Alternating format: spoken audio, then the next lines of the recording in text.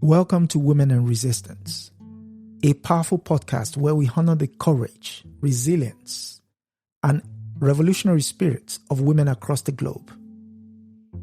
Hosted by Fubara Eneli Esquire and Adesoji Iginla, we uncover untold stories of defiance against systemic oppression, whether colonialism, racism, sexism, or economic injustice. From historic icons like Winnie Mandela and Fannie Lou Hamer to today's trailblazers, we shine a light upon those shaping a more just world. This is a call to honor the past, embrace the present, and build an empowered future. Yes, good evening, and welcome to Women and Resistance, where we examine the podcast story of women who resisted oppression and reshaped history. I am one of your hosts, Adesoji Iginla, and with me is my co-host, Fubara Eneli Esquire, before she goes into character. Today, we explore the life and work of Zimbabwean literal giant, Yvonne Vera, a writer whose words confronted silence, patriarchy, and historic amnesia. Welcome, Miss Vera. Without pushing the envelope too far in, one would say your literal authorship has been defined by the ability to write about taboo subjects. But before you go into it, could you just give us a brief background of who Yvonne Vera is? As a writer and one who has had such a loving and long relationship with words, this should be a very easy question for me to respond to. But I also lived my life in such a way that I did not often share about my personal life. And so this is Rather an uncharted territory in terms of not knowing my own life, obviously, but in how much I am willing to share at this time. There are, of course, bits and pieces that have emerged as people have shared about their relationships with me since my passing, including a book that my mother, Erica Guetai, authored, as well as a book that's a compilation of reviews and interviews and thoughts on my work, interviews that were conducted with me in a book called Emerging Perspectives on Yvonne Vera. I'll actually hold up that book for you at this time. So I will share some of the things that, with a little digging, someone would be able to find for themselves. First, I guess I would start with one that was most shocking for many people, including those with whom I corresponded with quite frequently. Many of my friends would say that I was quite the prolific writer, not just in terms of my public work, but in keeping contact with my friends. And many were surprised to find out that my death was a result of age-related meningitis. Looking back, some of them recognized times when they met with me and I seemed a little tired, but they were not aware that I had been living with an HIV positive status. And some of them have since written about how they are using my life and even pictures that they have of me to try to destigmatize that disease, that people can live very full lives, even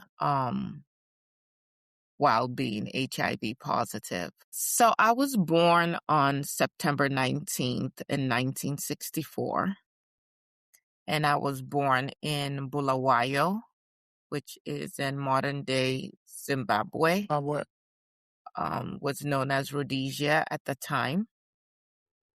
And we will not go into great detail today about the origin of that name, although hopefully your audience is curious enough to want to dig figure deeper out where that comes from. I will leave a hint, Cecile Rhodes, and in leaving that hint, feeling the heaviness in my body of the violence that even just mentioning that name the violence that evokes in the cells in my body and the violence that was inflicted on my people, and a particular kind of violence that was inflicted on women as they endured and survived the patriarchy, which they still do today. I was born to Jerry and Erica Guetai.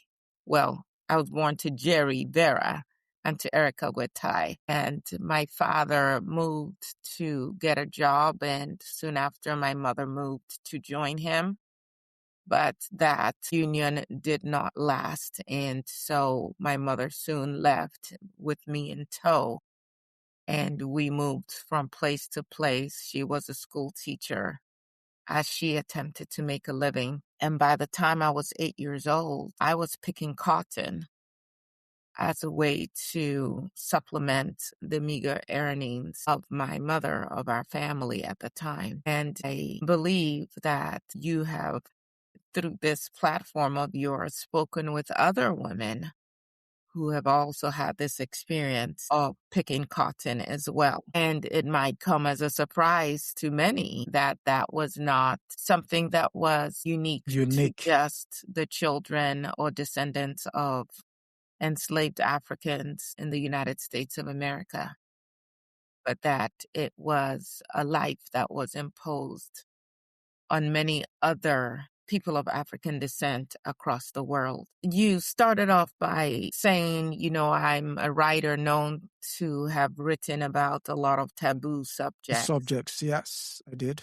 And yes, indeed, I have. And I guess the question should be asked, or I would ask, is why those subjects are so taboo, because these were not things that I made up, but things that actually happened, whether I was writing about incest or abortion or rape or mediums, as a matter of fact, or suicide. And what's interesting is that in hearing people discuss my work or discuss me, there were sometimes criticisms that my work was too biographical. And I would say to them, there is no way that I could have been a product of incest who also had an abortion, who also committed suicide, and who is also a medium, and I'm alive writing. Okay. Right? So we put you down to vivid imagination as opposed to... Well, of course, most writers do draw from their lived experiences to some degree, but it's also what I've done with my writing is also explore particularly the experiences of women, and often those experiences that we do not make space to be verbalized. In fact, most women would not even know how to verbalize those experiences, even as they live them, and even as though the emotions and the trauma from those experiences create conflict and continue to impact how they live and how they relate to themselves and to others. So yes, I wrote things that cannot be spoken, things that are carried, things that people often did not want to name. And I suppose that brought about a degree of discomfort for some people. Yeah. But it was important for me in my writing, and all my writing was based in Africa, in Zimbabwe, to be more exact. It was important to me to write in that manner because we must recall our memories. We must not allow ourselves to be erased, and our silence absolutely erases us. I was very critical in my writing of both colonialism and nationalism, and the exclusionary effects of both these systems, the way they were gendered and the impact on women. And so even as we talked about freedom, how independence, how women were truly left out of that conversation in terms of how we could live and how we could show up.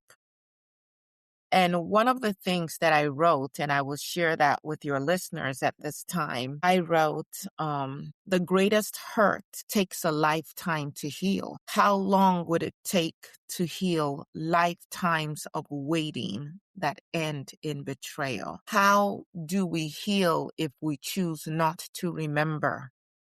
If we choose not to find the courage to give voice to those things that have remained voiceless. And so for me, my novels, my writing create for me a space of reflection and remembering. And my goal is to help change the object of the reader's desire in order to create a post-colonial nation in line with its original hopes, which was liberation. In other words, freedom as a way of being, a voice, a body to behold. And we must name these things. We must speak these things that are considered taboo in order to move towards a truer form of liberation.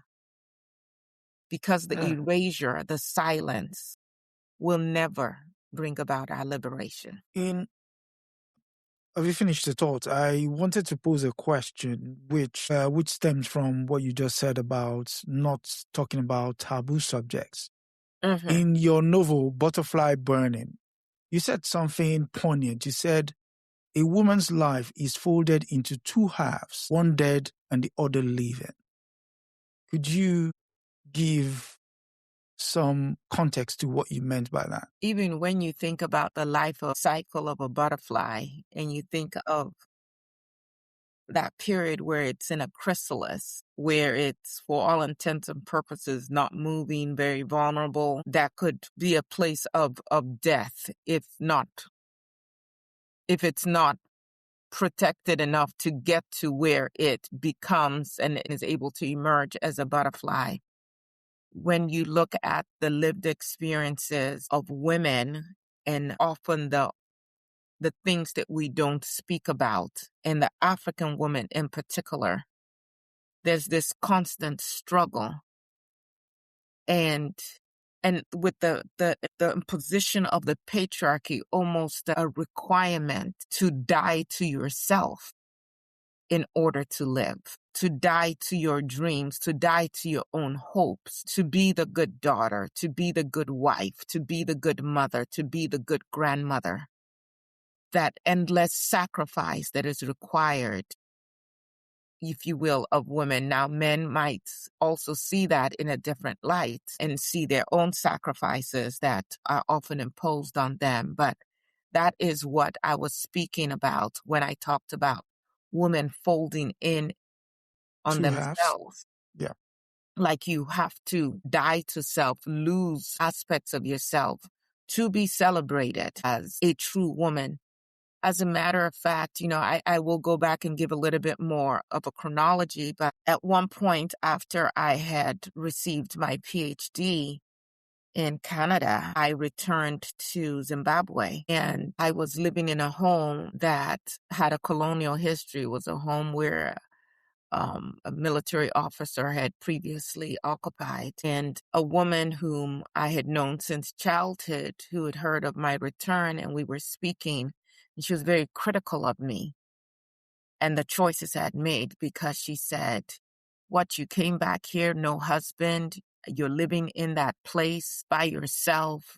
And it was as though my independence was an affront to womanhood. I was bringing shame, if you will. Even though she lived with her parents, that was a better state to be in as a woman. And so the patriarchy is often upheld by women, not just men. We buy into it and we uphold it. That is why you would hear mothers talking to their sons and saying, don't cry like a girl, or telling their daughters, sit like a woman, or, you need to learn how to cook so you can take care of your husband and your children, things of that nature. But men are not, or young boys are not raised in quite the same way. And so years later, as she started to read about some of my accomplishments and accolades, she did call, showing some pride in what I was doing. But certainly the initial response was, I was not Complete. conforming to the way a proper woman should live. And yet, in attempting to be what society requires us to be, it often then exacts a price in terms of our autonomy, our independence of mind and spirit, and what we're able to do. I believe that my writing very much was shaped by the fact that I was born into a place that held both beauty and fracture, born into a country that did not belong to itself. And at an early age, I absorbed that history does not stay outside of us. It's not just something you read in a textbook where people say, well, this happened and that happened. The people Internalize it. Yes, it enters, it settles, and it remains, even when they think it hasn't, even when they have intellectually forgotten. It remains, and it shapes how we show up. Of course, my writing is in English, so that is very clear In itself, yeah. an example and proof, if you will, of the violence that was inflicted on us, that I'm not writing in Shona or in Ndebele. And people often have had, critics, concerns about my writing being unfamiliar because it doesn't follow straight lines. But I would say neither does pain and neither does memory. The past is never still in the way that we want it to be. And it pushes up against and trembles beneath the present, even when we're unaware of it. And so when I write, when I'm writing my characters, I don't think in advance, oh, okay, this is exactly how it's going to work out. I get into my characters and I write with feeling, and I actually don't always know where it's going to go, where it's going to lead, but I write with feeling, and I attempt to place my readers inside of the feelings of the characters. My writings focus on the characters themselves, not this big grandiose plot, but the people themselves. And I try to get the women to, my female characters in particular, to emote and express those feelings, which many women actually experiencing what my characters are experiencing will never mouth themselves. They will never speak themselves. And I do it to guide my readers gently to have hopefully a better understanding of the experiences of women. Not just women having this understanding, but all of humanity, men as well. And that perhaps that might lead to more meaningful dialogue as we all try to figure this out. And so my novels, my writing is never tied in a bow, in a neat bow, where all the questions are answered and everything is resolved, because I'm still trying to figure it out. I write what is hidden, what is denied, what is carried in silence, and to sit with an African woman who is in touch with herself, even when she's not aware she's in touch with herself. And what you can read in between the sighs. Have you ever seen, and I think this is a universal language of African women for sure, but maybe women from across the world, but have you ever seen a woman, an African woman, interlace her fingers and put them on her head? And just the message that is sent with just in that moment. Universal sign of resignation. Yeah.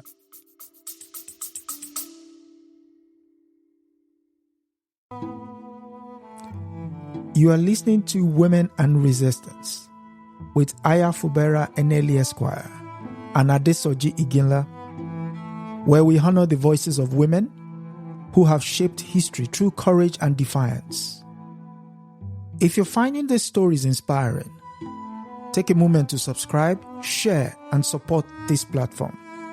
Together, we amplify the voices that deserve to be heard.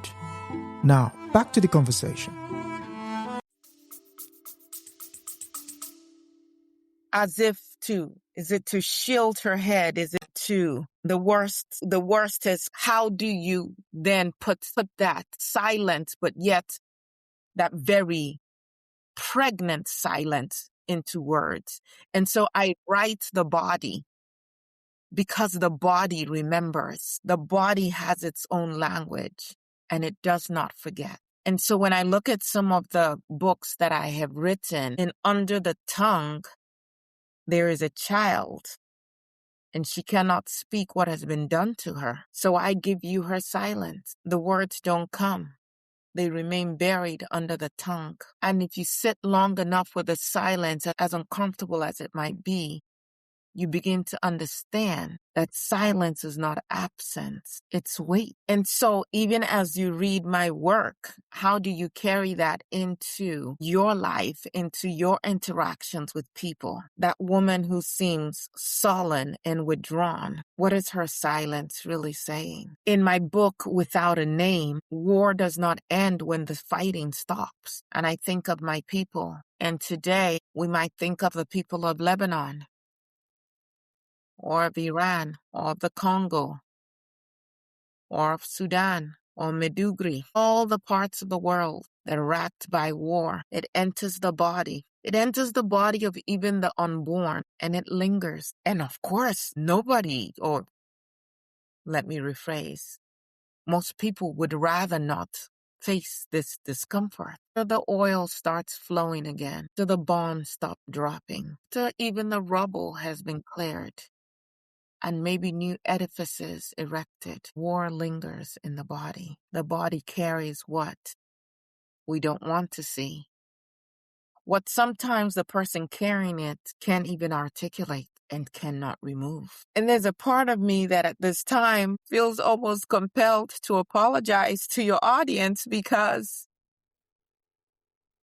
I suppose it would be easier to make you feel all happy and good on the inside. And maybe that's why some people struggled with my work and still do. But what is to be gained from the erasure, from the silence? Does it stop the wars? Recently, Dolores Huerta, some of you may know, who fought for migrant farmers' rights, and she worked alongside Cesar Chavez, who many of you may see as a hero. And he was very heroic in many aspects. Dolores is 96 years old, and she recently put out a statement stating that she was sexually molested on a number of occasions by Cesar Chavez, resulting in pregnancies, and that she had those children, and she gave them away to other families to care for. That she has since made her peace with those children. She has a relationship with them, and they have relationships with their other siblings, her other children she had. She kept silent because she did not want to derail the very important work that Cesar Chavez was doing. But apparently, it is coming out that she was not the only one. There were many others who were also sexually molested by him. I bring that up only to say that this silence never saves us. This patriarchy, this violence, this commodification of women, even amongst our heroes, somehow there's always this sense, not always, but it seems so prevalent, this sense, this right to women's bodies. We saw it with Gandhi. You've seen it with the Epstein files, with Deepak Chopra, and so many others. And so I write, regardless of how uncomfortable it makes some people feel. Why do we only tell the stories of men in war? Society loves a hero. We must tell the stories of women as well. You brought up my book, Butterfly Burning. And in it, I wrote about desire. I wrote about choice. I wrote about a woman deciding for herself, choosing, even when the world refuses her the right to choose. And I wrote without judging her. I did not soften her. I did not try to explain her. I just let her exist as a full human being. Now the world may throw all kinds of epithets at her, label her with all kinds of words, but can she just be? whatever it is that brought about her being. And in my book, The Stone Virgins, I invite my readers to understand what happens when violence enters the land and how it also enters the body. And throughout my work, I talk about women's relationship with the land. Credo Mutuat talks also about Mother Earth, talks about even this excavation of minerals and the raping of Mother Earth herself.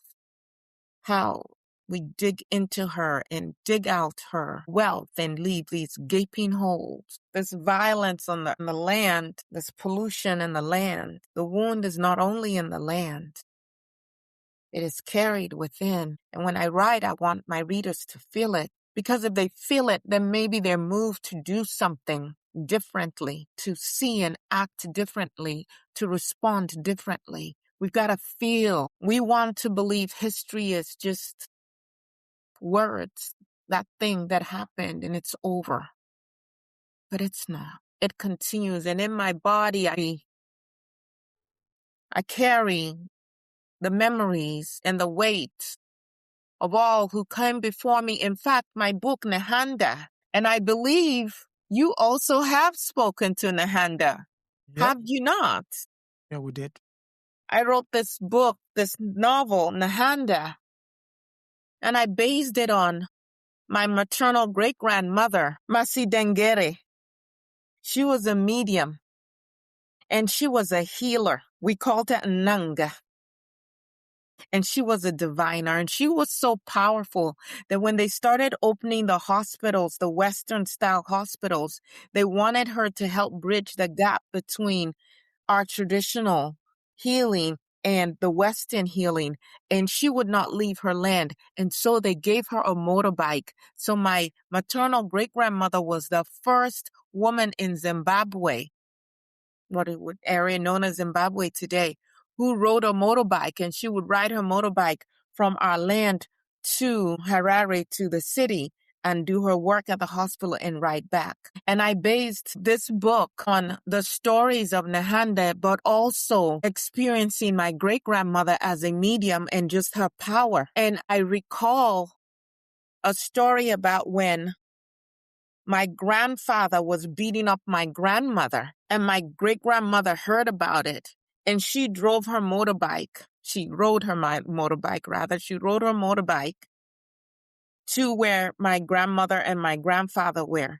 And she took my grandfather by the cheeks and she pulled his cheeks and she said, "And if you ever touch my granddaughter again and I have to come back," well, her daughter, "and I have to come back." And my grandfather never touched my grandmother in that way again. And so for me also, when critics say, "Oh, she's been in the West too long and she's bringing Western feminism to her writing," these people are speaking, may I be so bold as to say, out of ignorance. You do not know our history. Women, African women, have been their own agents. We have been resisting. We have been fighting. It wasn't always this way, and we will continue to resist. And it's not Western feminism. We actually had more rights than even the Western world could ever conceive of. So when they would come and see what African women could do and did do, they were the ones with their patriarchy and their ideas who would further inflame African men to be so threatened by the autonomy of women. And that violence of patriarchy, it continues. It feels like it's put down roots and spread out and put out fruit and just proliferated the land. Now, I was one of those children who loved to read. English was my favorite my favorite subject in school, and I was an avid reader. And when I started writing for me was life. In fact, I would typically write for 10 hours a day, taking breaks just to grab something really quickly to eat to keep my energy up. But writing was where I came alive. It was to be on my land, to be in Zimbabwe when I wrote. And I have many friends who say, I can write anywhere, just give me a desk and give me a chair and something to write with. But there was something important to me about being in my land. And so after I graduated from high school, I taught for a while. I met a Canadian, and I went back and forth to Canada, eventually married him. I completed my undergrad degree and my master's in 4 years. And then I went on to also complete my PhD in 4 years. And when I was done with that, I came back home. Home is where I wanted to be. I did not want to be part of that African brain drain. It was important to me to be part of the work in my own land, to be part of figuring out what we were going to be, how we were going to reclaim who we were and define who we were going to be. It was survival. It was necessity. And writing for me is a way of remembering what the world asks us to forget. What is it that the world is asking you to forget?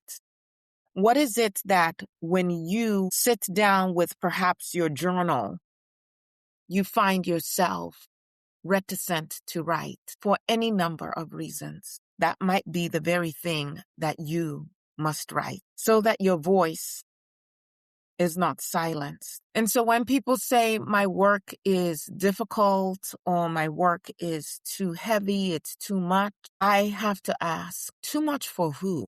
Too much for the one living it? Too much for the one desiring change? Too much for the one looking for a way to survive? Talk less of thrive? Too much for who?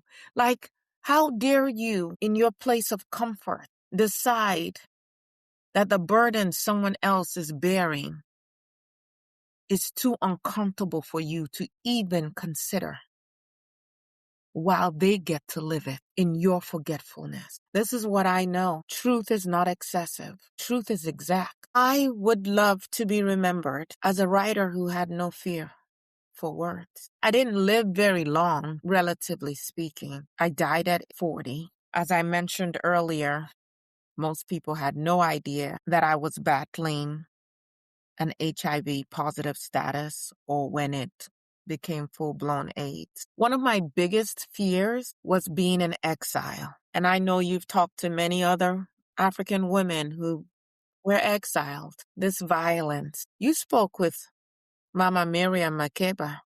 Yes, we did.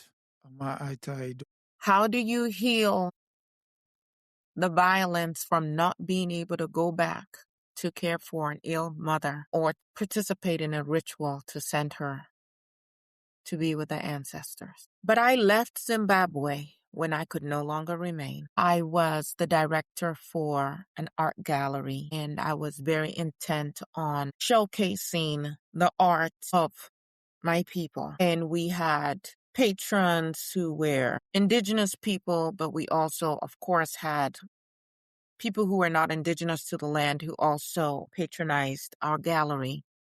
We wanted to make sure that it was accessible to everyone. But then the landscape started to change and fuel costs went up and people couldn't even afford the transportation costs to come to the gallery. And the tourists weren't even traveling to Zimbabwe anymore, being able to patronize our gallery.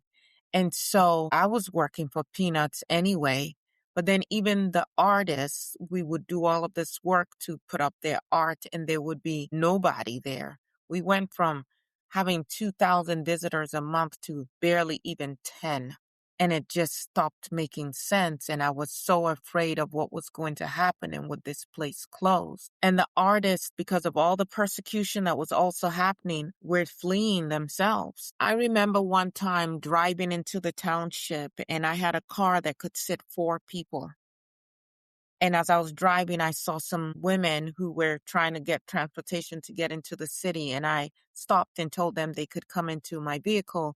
And I drove them into the city. And when I dropped them off, they were trying to give me money. And I said, no, you don't owe me anything.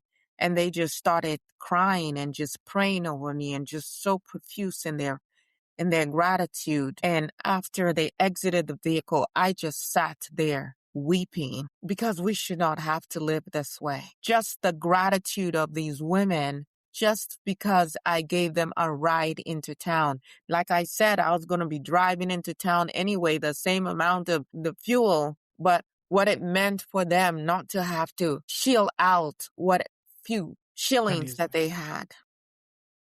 And if you ask me today, what I would say to any leader of Africa, what advice I would give them, excuse me, I am not one taken to public displays of emotion in this way, but I feel so heavily right now, the burdens of my people. What I would say to any African leader is get out of your motorcade, get out of your fancy dwellings, and go walk amongst your people. See how they live. See what a day in their lives looks like. And you will make different choices. And the same is true for you listening to me today. I did leave Zimbabwe when I could no longer. I had separated from my husband, but I returned to Toronto and to my husband and to a place where I could access a different level of health care. And even then, the work remained. And even now, the work remains. The question is how willing we are to do that work, to be uncomfortable, to not be swallowed up in that silence, to not be erased and to not erase others either. You know how I first got published? I was in Canada, I was an undergraduate student, and I had submitted a short story to, I think it was a newspaper, and they loved it, and they wrote back and they said, do you have more? And I didn't, but I said, yes, I do. And so I went on to write more. And that was my short story collection. And then I wrote, from 1992, I wrote 5 novels. So Nahanda in 1993, Without a Name in 1994, Under the Tongue was published in 1996, Fly Burning was published in 1998, and The Stone Virgins was published in 2002. And at the time of my death, I was writing my book, Obedience, which I didn't finish. And the collection of stories, which was my very first book, is called Why Don't You Carve Other Animals? And hopefully this doesn't sound too forward. And if it does, well, it is what it is. I think my work is definitely worth reading. I would strongly encourage your listeners to read it and explore how it makes them feel. And hopefully it inspires them to write as well. I got my PhD in English literature. While I was studying, I was writing, I was teaching, I was also becoming. I went to York University in Toronto, and I was married just once, and that was in 1987. And that was to John Jose, a Canadian teacher who had first come to Zimbabwe backpacking, I guess looking for adventure.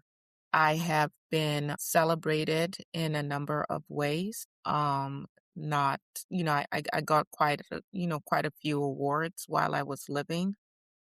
A lot of people talked again about my difficult lyrical style, in that I emphasize the unequal relationship between men and women, particularly within the Zimbabwe struggle. But I do believe that my work can be extrapolated into just about any other place in the world if you just sit with it and if you are paying attention. My archives today are stored at the Clara Thomas Archives and Special Collections at York University, Toronto in Ontario. And I think I will stop there.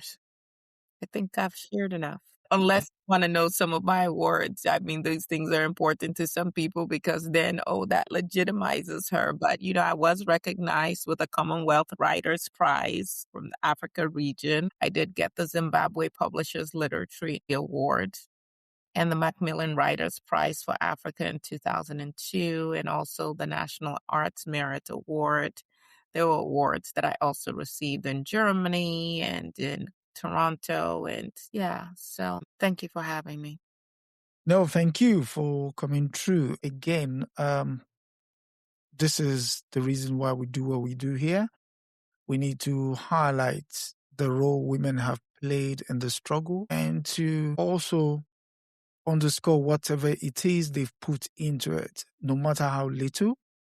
In the grand scheme of things, moving a needle is quite a heavy task in itself.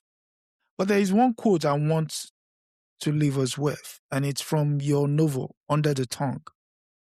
And it says, and I quote, it says, "A daughter is the birth of a dream.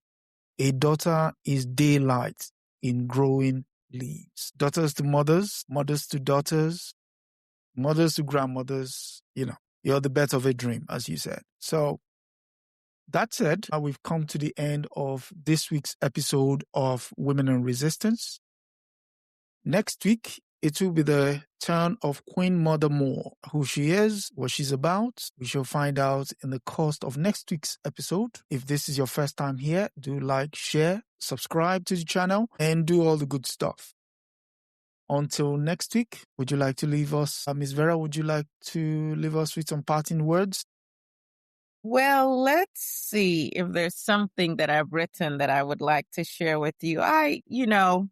There's a part of me that feels I don't want to leave them down. But I do want to challenge the women who are listening. Because as I said, patriarchy has always functioned via women ourselves. And I think that it would be so powerful if we can at least start with ourselves to begin to dismantle this thing that is causing us so much violence. I also want to say this to all the women and to the men, to all of humanity. I recognize how difficult it is to go to those places that have been in the shadow for so long. Those places that don't quite make sense, those places where your emotions conflict. I think it's why Carl Jung would talk about doing shadow work. I think it's why so many of us deal with substance abuse or find so many ways to escape our lives. But there's a treasure in remembering. There's a treasure in excavating those spaces. And there's a real tragedy in allowing life as it is now to function like termites that go and destroy these memories, or at least try to. And so I want to encourage a deep bravery to go to those places where you don't know whether you want to scream or laugh uncontrollably, or where you're rocking back and forth because you just have to figure out a way to soothe yourself, where you're besides yourself literally, so that you can get in touch with those deepest parts of you. Because there's a treasure in those memories, and the healing is in those places. What you don't heal, the next generation still has to contend with. I thank you again for the opportunity to speak with you all. Oh, thank you. Thank you. Thank you all for coming through. As I said earlier, next week would be Queen Mother Moore. That said, until next week, it's good night and God bless. That is it for this episode of Women and Resistance. Thank you for joining us in amplifying the voices of women who challenged injustice and changed the course of history. Be sure to subscribe, share, and continue the conversation. Together, remember, we honor the past, act in the present, and shape the future. Until next time, stay inspired and stay in resistance.